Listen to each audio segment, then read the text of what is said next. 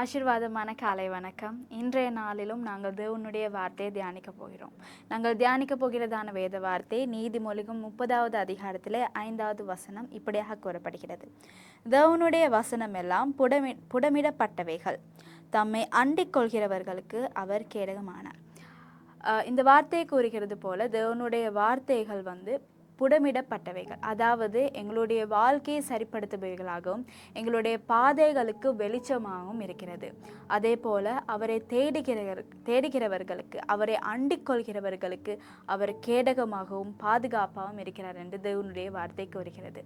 இன்றைய நாளில் நாங்கள் சிந்தித்து பார்ப்போம். சில வேளை நீங்கள் தேவனிடத்தில் தூரமாக இருக்கும் ஒரு நபராக இருக்கும் என்று சொன்னால் நாங்கள் மனம் திரும்பி நாங்கள் தேவனிடத்தில் கிட்டு சேருவோம். ஏனென்று சொன்னால் அவர் எங்களுக்கு பாதுகாப்பாகவும் அவர் நமக்கு கேடகமாகவும் இருக்கிறார். கர்த்தர் தாமே உங்களை ஆசீர்வதிப்பாராக.